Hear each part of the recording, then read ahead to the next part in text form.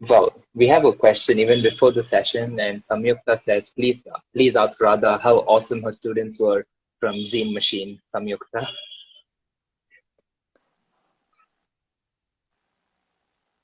Okay, fine. Yeah, they were good. It was fun 2 weeks. No, I was looking at some of the work, and yeah, that was very interesting. It reminded me of that other session you had done at Shrishti where somebody made edible books. Oh yeah, that was a really long time ago. Yeah, I have to say, like this time, doing the research has completely blown my mind because it changed my perspective on what a book is. Like, I don't even know how to put it into words. It has been such an exciting experience researching about you. Well, I'm glad. I'm glad at least you have a little like perception shift about books. I think most of the Yeah, people elective said that in the end. So, and that was one of my goals to make people yeah, think. that was really fun. Yeah. Okay, so I'm just going to introduce you. As far as I know, Radha Pandey is a book artist, and she earned her Master of Fine Arts in Book Arts from the University of Iowa Center for the Book, where she studied letterpress printing, bookbinding, and papermaking with a focus on European, Eastern, and I'm not sure if I should say this, but Indo-Islamic papermaking techniques. And her artist books are in numerous private and public collections. I think one is even at Yale Library. So it's going to be a really fun session, and I hope many more people join it. So I'm very excited to be speaking to you. And if there's something I have missed out, then yeah, please feel free to introduce yourself. Yeah, that's a pretty good introduction. So I usually describe myself as a book artist who works with letterpress printing and papermaking, because my primary sort of interest or my gateway drug into book arts was paper. And so the way my work expresses itself is in book form. And that's primarily what I do besides teaching and researching on history of the Yeah, craft of paper and things like that. Yeah. well, teaching and researching is something that I would also put in there because a lot of your work, I mean, that's how I got to, I think, look at your work. I mean, I was introduced to what you exactly were doing because of all of the workshops that you conducted, and I was just like reading through people, like what they felt and what they took away from it. And if anybody is interested, you would definitely have to check out her Instagram, her blog. There are so many workshops, and all of them look really, really fun.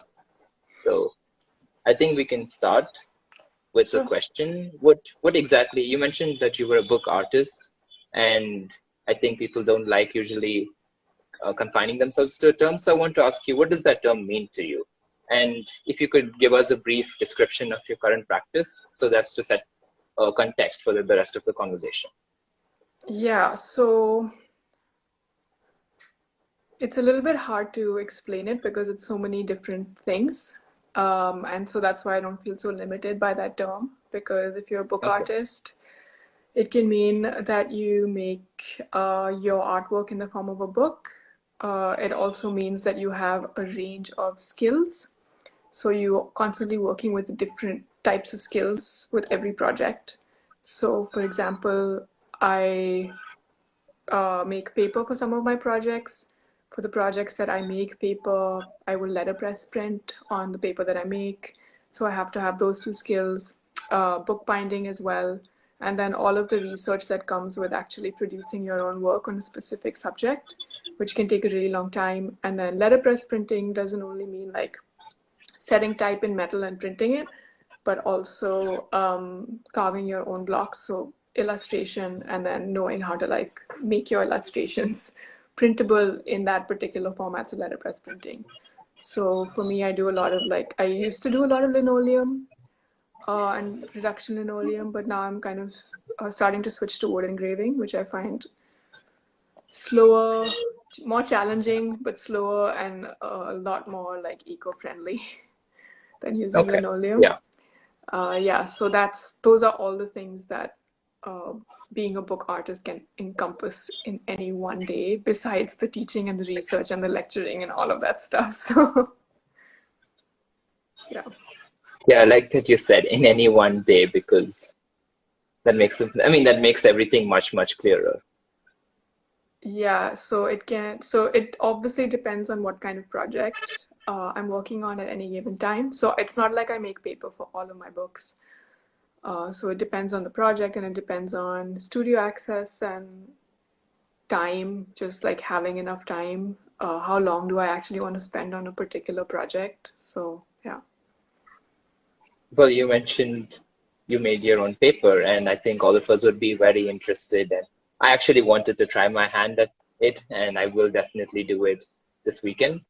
So could you talk about your education? How did you get into design? How did you learn about it? And under what circumstances did you decide to learn papermaking, printing, binding, everything that falls into book arts? I think we can start with papermaking. Sure. I've always been interested in paper as a small child. So I was introduced to Japanese paper, washi, by my mother when I was 5. And Okay. I thought I would try to make it by by crushing up newspaper and doing the chalni thing. Obviously, it didn't work because that's not how Japanese paper is made. But I was kind of obsessed with trying to get there at some point in my life. And so I'd always been interested in paper as a material. And so I kind of uh, veered towards that in my further studies. So I did visual communication design at Srishti. And as my internship, I interned at a paper mill in Oroville. Okay. And I was lucky enough to go to the States for 3 weeks during that time to study Japanese papermaking, like in a workshop setting. And then I met like all of these like book artists, and I figured like I learned what this is, that people are actually doing this kind of stuff and making somewhat of a living and enjoying what they do. Like they don't have to do GD Yeah. for the rest of their life in order to do something they like. So I decided that that's what I'm going to do, that I'll just pursue this and see where it takes me. So I applied to an MFA in the book arts. There's such a thing at the University of Iowa, which is in Iowa in the US. So they have something called the Center for the Book, where you can learn all of these things over 3 years. And Okay. that's what I did. That's how I got my education. So two of the things that I found really fascinating were that you mentioned that they literally wrote down your names and just picked it out of a hat. How did you? And Yeah. and the Yeah. second thing was like when you said that you went and studied papermaking, Japanese papermaking under Catherine Nash, and then you actually got to collaborate with her and you were making projects with her. So I just felt like it has been like a continuous obsession from one point, and it just like cleared the whole path was like, yes, I'm going there. So did it always feel that way, or well, did you Yeah. at any point of time did you actually doubt, am I actually going to do this, or was there any No, sort of there's no no? doubt. Okay. No, it Yeah. always felt like the things that were supposed to happen just happened at the right time. And I just happened to meet Okay. the right person to do the next step. And I just kind of followed my gut. Yeah, so like when I went to Haystack, I met a person who did these beautiful hand-bound books, and so my next Hmm. internship was with her in Vermont for 2 months, like a year later. And then, building that relationship, doing books, and then through that, I happened to meet another person, like go back to Haystack and meet another person who said, "Oh, but there's a conference on paper making, and if you go there, you'll meet like all the people related to paper in one place instead of like having to like find them and suss them out." And at that Okay. conference, I met the person who was teaching at the MFA program, and he said, "Oh, why don't you like, did you know there was an MFA program? Why don't you apply?" And I was like, "I had no idea. Okay, I will apply." No, I mean your journey was quite inspiring then, like having that sort of certainty. I would like to ask about something on your current Instagram handle, Halden Bookworks. And you have been posting regular updates, and I have to say that I really like where it's going. And yeah, could you talk about that? And in the end, if you could talk about what your future plans for Halden Bookworks is, are you going to be looking at people internationally? So yeah. Yeah, so that is like a passion project that I'm doing with my partner in crime and in life, Johan, Johan Solberg, who's a bookbinder. So he already had a bindery in that it's like an old cotton factory that's shared by many artists. And so we Okay. decided to invest in like one of the floors and build it up into a bigger studio. So the studio that we have finished now is like the office space and the letterpress print studio. So the next phase is like the paper studio and another bindery and a living space. So we hope to host artists in residence. In the future, we hope to have workshops, like teach workshops, Okay. and we also hope to host people like come and teach there. Besides using it as our own studio, so it's very much a public space and it's open to Wow. anyone, anywhere in the world.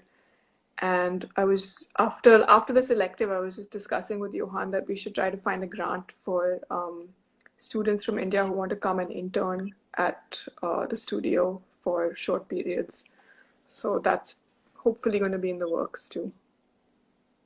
Okay, that sounds very exciting. All right. So I want to sort of jump. I mean, I have been making a few jumps here and there, but I want to jump into your current work on Mughal botanicals. And so all of your works, I found that they have a way of weaving in extremely complex narratives into very strong and sort of fact statements. And when someone engages with your work, the complexity becomes extremely evident, and it's very contextual based. Everything is context. So could you talk about this and why you've chosen to represent the particular species that you have? What is the work? And I think you have 4 species. Is that it? I have 9 actually. All right. I'm So yeah, sorry. no, that's okay. So yeah, I've only photographed like 2 spreads because the other ones are still in a work in progress. But the idea behind this project was to talk about um, the impact of British rule in India and the impact that it had on our relationship with nature. So the thesis, like for the project, is that when India was ruled by the Mughals, there was a lot of patronage towards the arts. So therefore, we still know miniature painting, right? We still know Yeah. what a Mughal manuscript page should look like visually. Like if you see it, it's not a surprise. And if we see paintings in those manuscripts of animals or plants, it's also not a surprise because there was a lot of representation of nature in that way. So there's a lot of patronage, a lot of money given to artists at that time to produce these like representations of the natural world.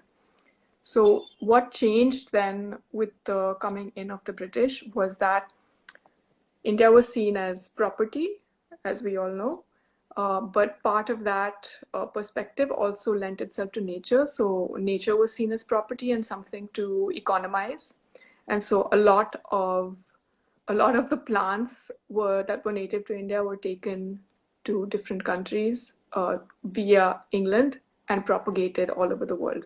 That's why if you go to if you go to South America or if you even the United States or parts of Europe, you'll see these like trees that should look like they belong in India, right? Like champa and all of these things.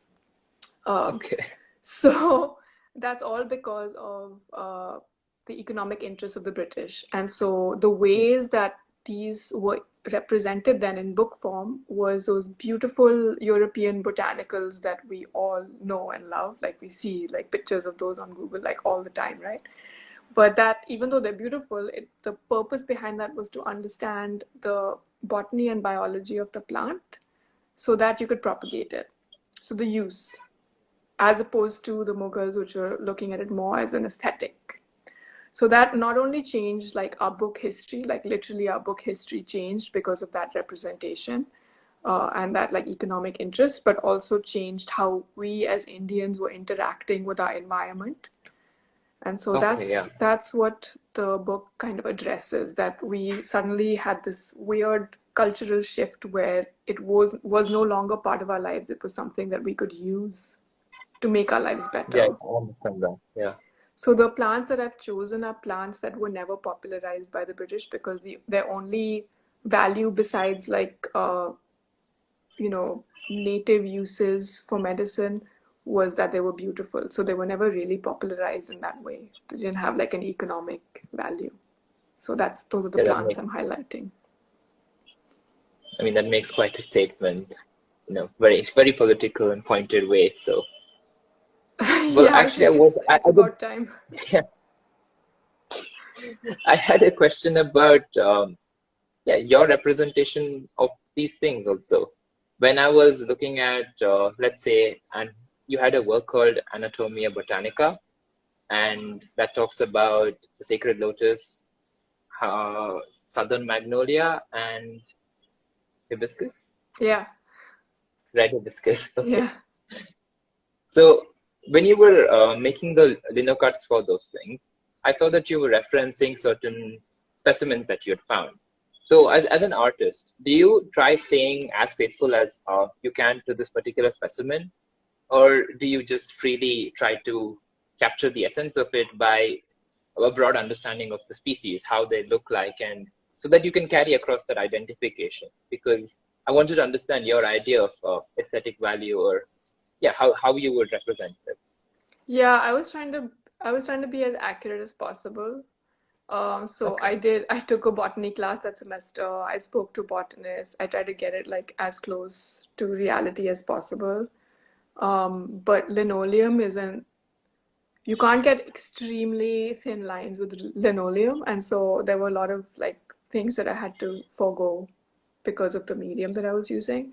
And so in this book, the one that I just talked about, I'm I'm trying a different approach where I'm working from photographs that I've taken of these plants and drawings that I've done of these plants, and then just representing them aesthetically instead of scientifically, because that's exactly what I'm trying to talk about. So Okay. yeah, it's a little bit of a different approach. Yeah, so I'm just trying it out. I have tried to like be very specific about that. I did a book on lichen, and I tried to be very specific about the representation of the Yeah. lichen because there's so many different species out there.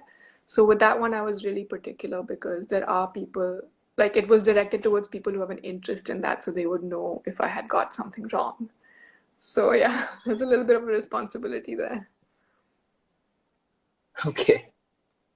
So my next question is something I think all of us really care about and value, because you mentioned that when you were finally able to track down the Kagzi family, you initially had some difficulty because of your gender. And in a place like India, it would not be a rare occurrence for us to negotiate our own interests while respecting beliefs that might butt heads with the ones that we've adopted. So were you, and if you were, how were you able to resolve that? And do you have any advice for us if we should find ourselves in similar situations? Um, yeah, I mean, it was really annoying. It was very annoying and Okay. frustrating in the beginning. This is also 2012, so I mean, like things are very different now, in terms of how I would do it and in terms of like people's perception of the younger generation today. So when I approached them, I approached sort of not the older um, Kagzi of the family, the grandfather, I guess, but his son. And he was really, really ambivalent. And so the way that I approached it was try to be as open as possible about my intentions and try to be as honest about my education and my interests. And so I think they didn't believe that I would deliver on whatever I was saying by virtue of the Okay. fact that I was a woman, right? And because I was a stranger. And so when they saw that I had actually published an essay on them in this like journal, this hand paper making journal, and gave them a copy of it, they warmed up to me. So we have a much better relationship now. But one of the things I had to do was to get my father to speak to the man and Hmm. introduce me, you know, introduce the relationship, the kind of person I am, like vouch for me basically. And so even though it sucked, sometimes you just have to do stuff like Whatever that. it takes. Yeah. Yeah, yeah. And it paid off. Like I'm still in touch with them. Now the grandson is in charge, and I think he's a little bit younger than me, so it works. Okay. Yeah. So the next one is a bit of a personal question, and it's a generic question, but I thought it best to ask you because I felt like you could answer it in a way, maybe. Um, the play of time and memory is a very strong theme in a lot of your works. I think you mentioned that engaging with certain works like Deep Time requires patience and a lot of contemplation. And I understand that you dwell on ideas and concepts for extended periods of time, and it starts to materialize only much later. So I wanted to ask about how you manage your time, and if you could talk about actually developing enough patience to appreciate all of the geologic changes that happen over eons of basically, yeah, like how do I appreciate this world, because I understand it happens at such a long time frame and I'm a very ephemeral thing in this. So I think it's a lot to do with developing patience, which I think you have. So I wanted to ask you that. How to develop patience and how I manage my time. Okay. Um, how to develop patience? Deep breathing, meditation, which I do. But also, I think you have to have like a lot of patience with yourself as a human being because we are so ephemeral and we do make so many mistakes, right? And I think that's really key because, as you mentioned, I take a long time for the ideas to come to fruition, and the way that I manage my time. So I'm not like we all have this impulse of like I'm wasting my time if I'm not working. Like I'm wasting my time right now because I'm sitting here in front of the phone and talking to somebody instead of like being productive, right? Productivity. But we have to realize that relaxation is also part of that work because if you don't do that, you're not as productive. And so a lot of my time is spent reading and contemplating and thinking about these ideas. So they're churning in my head all the time, and it might come out as a thing that I choose to write down, or it might come out as a small mock-up that I do, or an idea that I talk to somebody else about. And then it slowly develops over time. So it's also about patience with yourself and making sure that you give yourself the time to actually develop the idea the way you want. So part of the reason why it takes me so long is because the physical form has to kind of match what I see in my mind's eye. And most of the time, I don't know what it is until I've made a mock up or seen the right kind of paper or touched a certain material, right? And so developing patience, I feel like part of that is like spending time in nature, at least for my kind of work. And a lot of that is silence, like time spent in silence, in contemplation.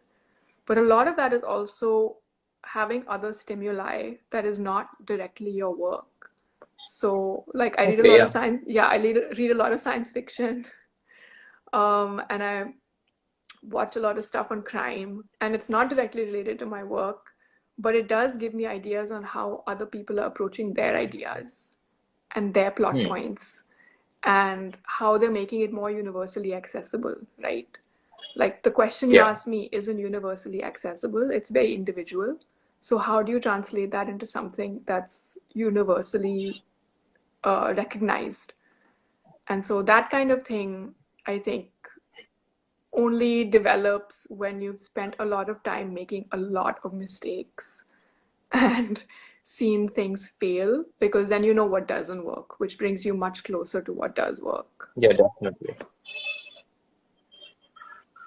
So my next question is about the scope for papermaking, applying these papermaking principles, especially for people who work with, I'm not sure if this is, I mean, I'm not comfortable asking this because it might irk you, eco-friendly textiles and sustainability, because I did hear that, I mean, you said that the government's hierarchy for is like textiles and then it's papermaking. So I was just wondering if something can happen in tandem there. And yeah, so because a lot of people have questions about natural dyes and um, edible clothing, and a lot of crazy things are happening. So I wanted to know what is your take on it? Do you have any thoughts? I think there is scope there. Like that doesn't hurt my feelings. That was the original like papermaking effort in India. Like technology and technique and tradition aside, originally when we were making paper after independence, it was the scraps from all the khadi being produced in Gandhi ashrams that was being used for papermaking. And that's why today we find paper making units in Gandhi ashrams. Like that's the link. Okay. But now what they're using in those ashrams is basically textile waste from t-shirt factories. So it's Okay. not at all, I mean, like it is using waste, but at the same time, it's not at all like addressing this slow cloth movement, right?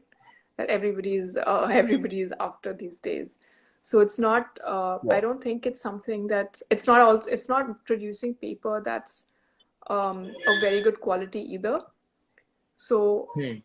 I think the focus should be more on materials that are more sustainable long term, and like plant materials as well that are more sustainable long term. So traditionally we use a lot of hemp and cotton, but also hemp in India, and that's what the Kagazis and Sanganer are still using, Okay. and that can still be used today because people do grow that for fiber, and all the refuse from that can be used for paper making. Wow. Okay. And I also wanted to say that you guys should definitely check out Radha's blog, her website, because when you're looking through it, there's a lot of information on how to do these things on your own from scratch. I think even you harvested kozu and made paper like from tree to actual sheets on your own, and that was really amazing. And I found that the papermaking community in general, at least the one that you found, is extremely tight. Like you link to another blog, you link to another blog, and there was so much resource that I felt like I was in a position to just start. I could actually start and um, materialize something. So I think anybody interested in this trail, anybody with some time, should really, yeah, go down this rabbit hole. So, I mean, would you like to say anything among that, or is this like, Yeah, I mean, it is a rabbit hole. So once you start, you kind of do get sucked in. So beware. But if you do decide to do this, the papermaking community is a really open community. So that was a good guess. Everybody loves like people that are interested in the same thing because it's so small and so closely knit. Yeah, so if you do, hooray for us. so I wanted to talk about, silence and nature. And I think you mentioned sometime that your father was a documentary filmmaker, Yeah. and you spent a lot of time in nature where you're just like sitting behind the camera and waiting for something to happen. And then later you mentioned that many times in your work, even you don't know exactly what is going to happen, and a sense of gratification comes from the fact that you're not sure if this is actually going to work, or so all of these things tied in. And I wanted to know, what is it that keeps you in this field so strongly? If you could talk about it and spending time with it, is it that the unpredictability or uncertainty of it, or yeah, I wanted to just ask about that. Yeah, so that is definitely part of it, like the unpredictability. So Okay. what motivates me what motivates me to make work most of the time is the fact that I don't know what's on the other side, Hmm. if that comes closer to to answering your question. So a lot of that patience that I was talking about was cultivated during those like trips to the forest, waiting for something to happen. And then Yeah. the unpredictable nature of that, right? Like something happens, and if you're not ready for it, you miss it because it's not going to wait for you. And so a lot of that has affected the way uh, that has affected the way that I make some of my work. So I did make a stop motion animation based on Oh just yeah. that very idea, which is like birds flying off a bunch of treetops, because I missed taking a picture of them when they were sitting on the tree. Yeah, so basically I missed this opportunity. So the picture that I got was just a bunch of treetops instead of all the birds sitting on top of the tree. And so that's what inspired that animation, which is like the sequence of birds sitting on the tree and then flying off these treetops, but in paper, in handmade paper. So that was another sort of like unpredictable moment that led to another really unpredictable project that took about a year and a half, because I had no idea if you could actually do stop motion using watermarks in paper. So Okay. that was like a, yeah, like a really wacko experiment that thankfully it worked, because I spent a really long time trying to figure it out. I mean, when I was looking at your works, I felt like you do stumble many times, but then if the vision is strong enough, you just see through no matter what. Because there was one of those works in which the soldering iron did not fit in it. It's like, oh, this doesn't work, next thing. This doesn't work, next thing. And yeah, I really loved that attitude. It was very inspiring. So I wanted to ask, we're almost out of time, and I had so many questions, but I want to kind of address this one since we're not actually getting a question from the audience right now. I know that you sit with a lot of ideas and dwell on them, so I wanted to know some of your thoughts on what are you interested in, so that we might get a sort of anticipatory moment where about your future works. So I wanted to know what was on your mind, what were you thinking about, and what were you wrestling with? Like, you mean the next project? I mean, it does not have to be a project because these are just thoughts, and then maybe one of these will become a project, maybe they won't. But yeah, Okay, yeah. So one of the things that I've been like at least trying to think about is the cyclical nature of myth making, storytelling, okay, and how it's used in the Indian context even today. And so, how can that like cyclical narrative be used in a book structure? And what is it that I want to say about that? I mean, that's great. That's very interesting, cool. Anybody can find that out. But how do you represent that? And what is it? What aspect of that um, do I want to share is something that I'm still like struggling with. It okay, does, yeah. So it's something that I've been thinking about a lot and appreciating a lot. So it's something now I know I will have to sit with for a while to figure out, what is it? What do I actually want to say? okay. Yeah, Well, that's very that's a very exciting thought. I hope you do find something. thanks. Well, I guess it's the end of the session, and it was lovely talking to you. Yeah, So you as well. yeah, It was a bit creepy the way you knew all these like things about my life. I'm so sorry. I was just very, very fascinated, like, because this is something that I never thought was even possible. And I was just looking through and I was really hooked on the whole aspect of paper making. And I had a lot of questions actually, but I hope we can have another session with you and I could ask them. And I will try not asking so many pointed questions. No, no, no problem. It was fun. Thanks. Okay. See ya.